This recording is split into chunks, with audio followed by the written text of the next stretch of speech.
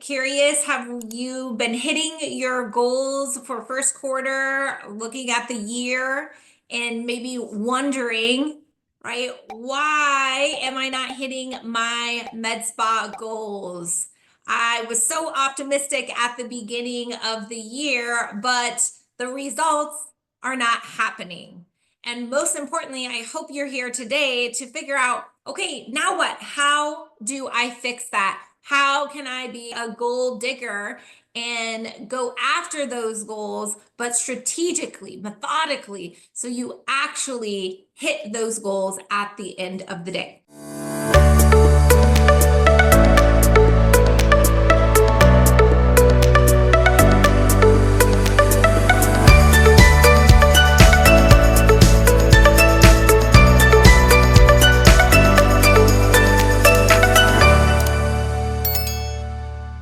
Here is the hard truth of why you are not hitting your goals.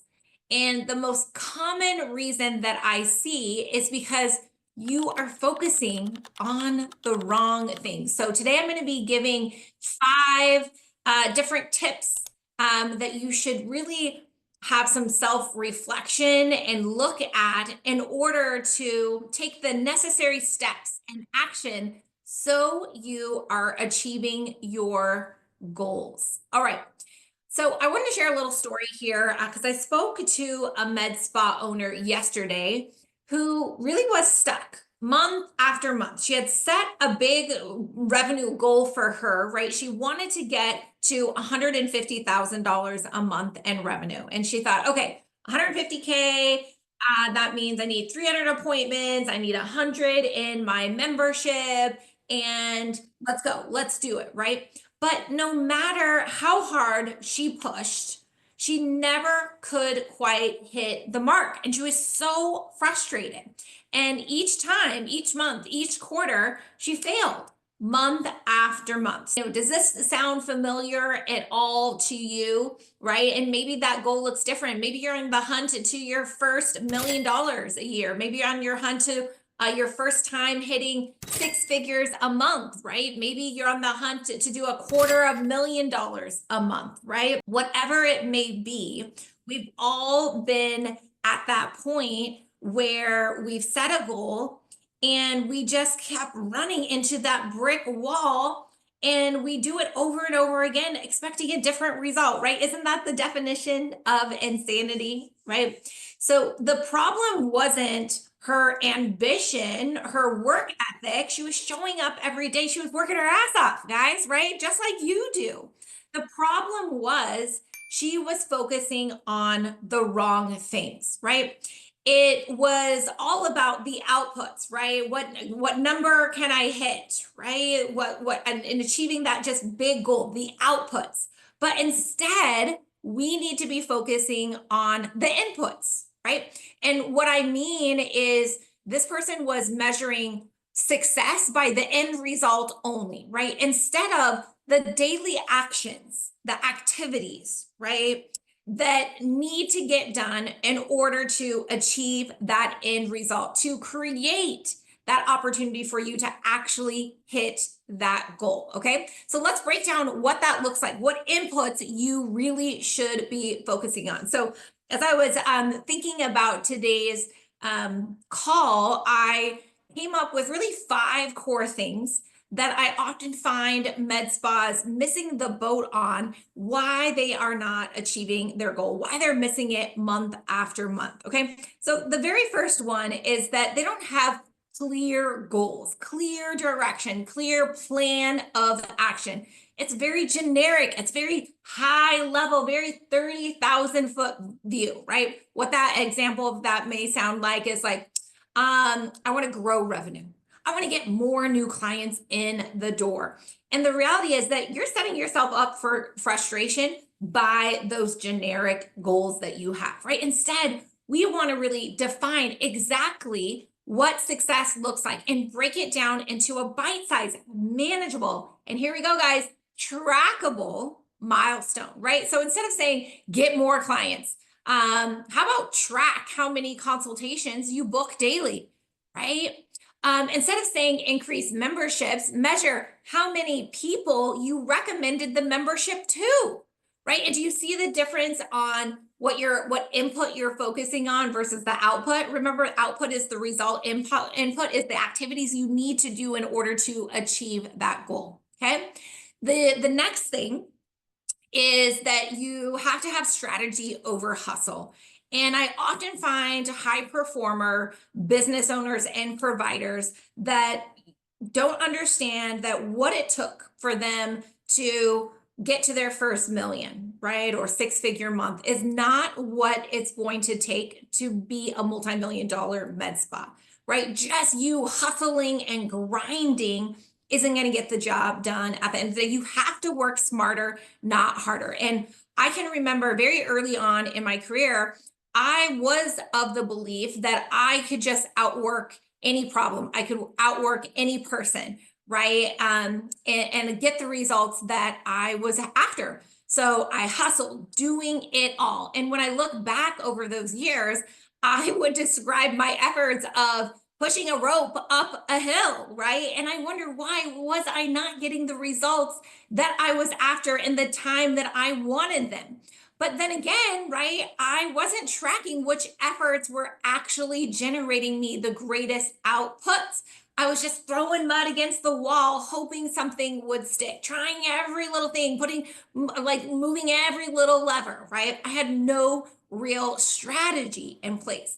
And the moment that I really analyzed my actions, my inputs, what was bringing me the most leads, the most sales, what was attracting the best talent, right? What was converting the best, I started making smarter moves instead of just moves. Now, I will credit having 4 babies in 6 years in my 30s really made me take a real hard look at how I was showing up in my business, forcing me to work smarter, not harder. So we all have those great things that happen to us in life that cause us to really have to do some self-reflection on ourselves and the way that we show up. So, for me, it was having 4 kids in 6 years and not wanting, motherhood to sacrifice the growth of my business, the result of what I was getting for my clients. So I had to work smarter, not harder, right? I had to be strategic. So audit your strategy, guys. What's working for you? What is a friggin' waste of time? And then you adjust and refine.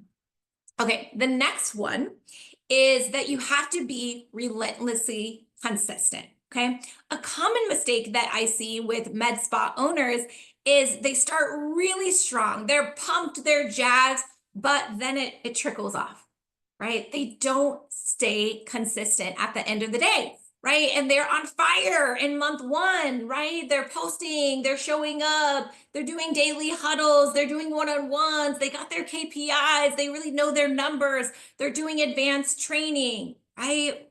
And then what happens next? Life gets busy, or maybe we don't get results as fast as we want to. Maybe a fire pops up that needs your attention, right? And then what happens is that those inputs, that activity slowly dwindles, right? And then you're like, oh, I tried it, it didn't work, right? That didn't work for me. And the reality is that it's not rocket science, right? There's no magic formula or potion, but most practices aren't willing to show up consistently long enough to get the result that they're after. They way overestimate what they can achieve in a day, a week, a month, a quarter, even a year, right? But the best of the best, right? And there's a few small lucky ones that have that instant, immediate, overnight success, right? But those are few and far between. Most of the practices that are doing multi-million dollars a year, right? That are doing 3, 4, 5, $10 million a year, it wasn't an overnight success. It was a grind. They had to show up every single day for years, right? Before it clicked. I mean, I can remember in my business alone, how for years I was stuck in one place. Because again, I was just throwing mud against the wall. I wasn't being strategic, right? I wasn't duplicating myself. And so you have to think about your strategy, right? And continuing to refine that, but then to show up consistently to get that end result that you are after, right?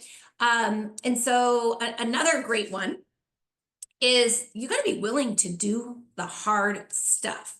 Because let's be real, like the most uncomfortable tasks, that's usually the ones that move the needle the most, right? So part of my decision-making process, so my business partner and we have a decision-making process for our business.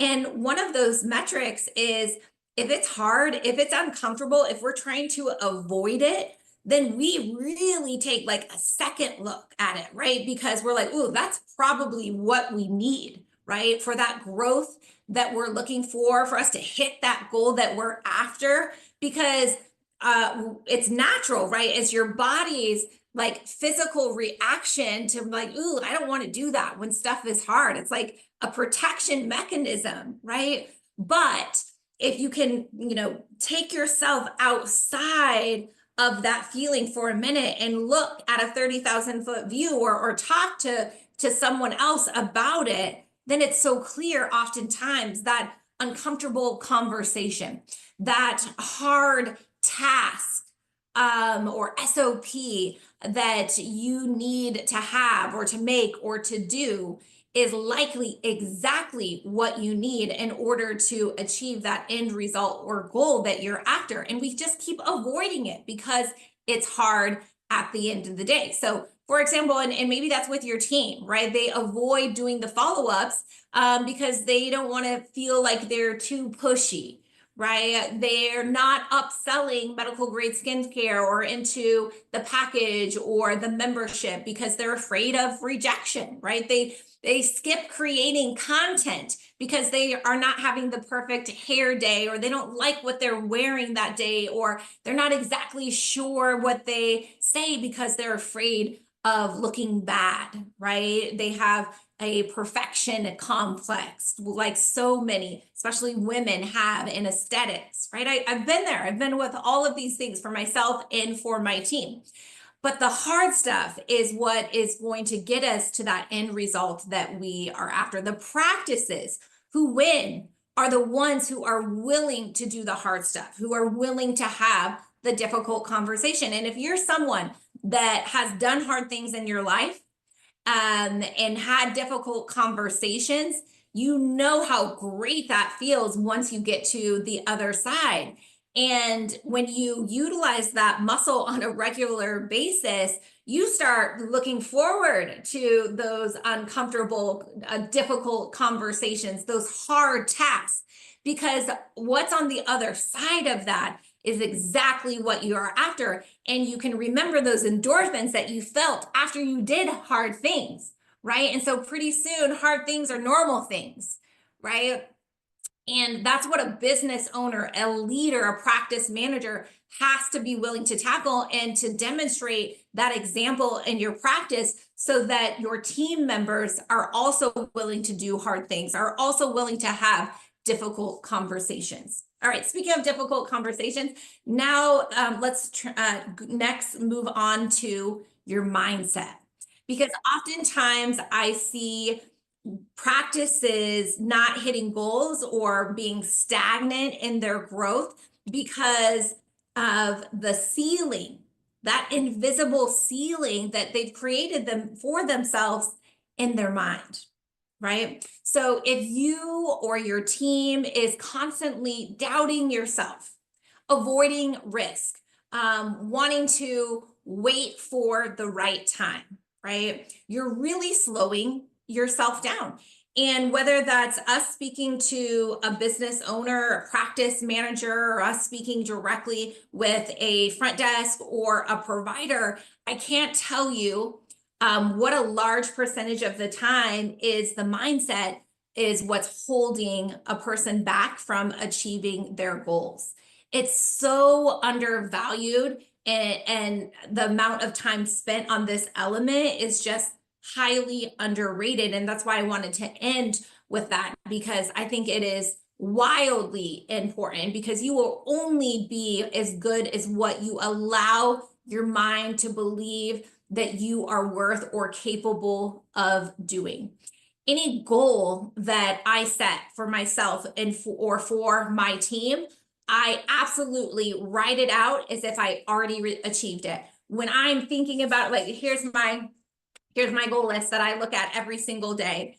I write it out as if I've already achieved it. And when I'm thinking about it, I think about it in the future as if it already freaking happened, right? Because your body doesn't know any different. Your physical body doesn't know anything differently, right? So when it starts to believe that you're worth it, that you've already done it, your actions to live that, to be that, to feel that will immediately follow, right? So now all of a sudden showing up consistently is difficult. Now all of a sudden seeing opportunities presented to you is not missed, right? Like, how many times when we have a provider, a laser technician, a front desk, that we just can't get them to sell medical grade skincare, right? And they're like, oh, well, you know, she wasn't a good candidate. She couldn't afford it, yada, yada, right?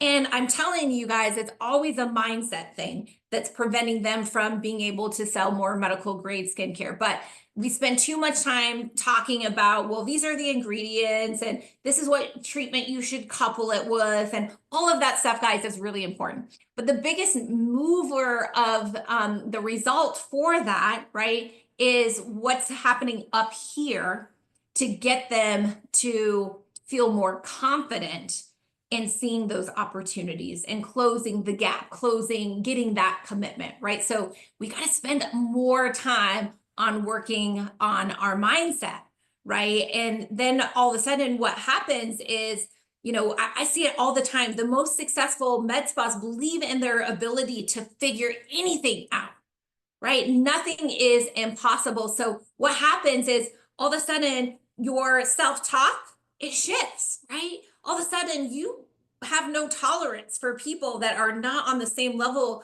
and mindset as you, right? So what happens is you surround yourself with high performers, right? You take action even when you don't feel like it. We talk a lot about that with my team, of what it takes to show up confidently for ourselves, for our team, for our clients, even when we don't feel like it, right? And to wrap your brain around that and trick your body into being able to show up consistently, even when you don't feel like it, that's when you are going to just hit your goals, right? And hit your KPIs, right? And just knock them out of the park. So, okay, so how do you apply this to your med spa right now? Okay, let's break that down a little bit. So instead of obsessing over revenue goals, right, which are important, right? But we need to start first tracking the actions that we know has to happen in order for us to generate that revenue, right? Create those opportunities for client revenue. Okay, so what does that look like, right? So let's look at consultations, right? Instead of, again, we're breaking it down, like each of the different levels that need to be focused on to ultimately impact revenue. So let's look at, you know, how many new consults are we booking daily? How many past clients are we reconnecting with to increase number of visits and average spend per patient? How often are we posting, sending texts, sending emails? Are we asking our happy clients to give us referrals, to, you know, give us a Google review? Let's think about your membership and upsells, right? Are we educating our clients on long-term treatment plans? Are we making sure that the provider is making a recommendation of, I want to see you back here at this date before they check out, right? And now all of a sudden, because we're focusing on very specific activities that we know at the end of the day is going to impact revenue, now all of a sudden, when we do those with consistency, not only are we going to gain more confidence around that, right? But it's going to impact revenue at the end of the day. So another example, if your goal is 50 new memberships, focus on how many people you're actually talking to about memberships. How many people did you recommend it to? Because now you can start tracking conversion rates at the end of the day as well. So you're not just like, oh, we only got one today. Oh, we only got 5 this month or this week, right? How many people are we talking to? And then we can look at how many people we actually closed. And then we can see, right? Do we need more opportunities of people we're talking to, or we need to get better at getting the commitment? And that helps you to begin thinking more strategically of where do we need to plug the holes in our leaky bucket to get a better result that we are after at the end of the day. Okay. So for your membership, right? Track, consultations you're offering, how many follow-ups you're doing, how many DMs you've personally sent to past clients, inviting them. So you want to focus on the inputs, right? The activity that has to take place in order to achieve the result that you are after, which is that output. But too often, the business owner, the practice manager, work really hard to set these goals and these targets. And then when their team doesn't hit them, they're like, we suck, right? Oh, again, another month, we didn't get it, right? And then so they either give up or they lower the bar. Neither of those are good answers, right? Your team, they want to do good. They want to hit their goals, right? They want to generate more revenue for the practice because it's going to mean that they're going to get better results for their patient. It means that there's likely more revenue coming in their pocket as well, but they just don't know how. So it's your professional obligation as the leader, as the business owner, as the practice manager to set your team up for success and have these conversations about what inputs, what activity that they should be focusing on for us to hit our goals, right? Speaking of revenue generating activity, we have a great free training, 99 revenue generating activities that you could be doing when there's gaps in your schedule, right? So whether you have downtime at the front desk, if you're a provider, if you're a practice owner, we would love to share with you our free training, 99 revenue generating activities you could be doing when you have gaps in your schedule. Comment 99, and we will be sure to send you a link to that free training. And it's such a great conversation to have. Again, it could be your front desk, it could be a laser technician, it could be a practice manager. We have them subcategorized into, fine-tuning your skill set, into re-engaging past leads to come in again, into following up with past patients, social media, right? There's so many different levers of activity that they have 100% control over that they could be doing to help contribute to the growth of the practice. But if we're not having these conversations, if we're not holding them accountable, then at the end of the day, you're going to keep getting the same result month after month of, we didn't hit our goal again, right? And so we got to work smarter, not harder. We got to have these great conversations with our team. My friend Fonda, she is my guru of gardening and planting and whatnot. And she has this great analogy around focusing on outputs is like standing in a garden begging for flowers to grow, right? So if we're just thinking about, here's my target, here's my revenue target, right? Go team, go, grow, hit that target, right? Versus focusing on the inputs is like watering the soil, right? Pulling weeds, giving it sunlight, giving your garden sunlight, right? And when you put in those inputs, right, consistently, that's when your flowers are going to grow. That's when you're going to hit your goals, right? Because you did the work, not because you wished it to happen, right? You got to show up and you got to do the work. So I'm going to go ahead and open up the floor for any questions.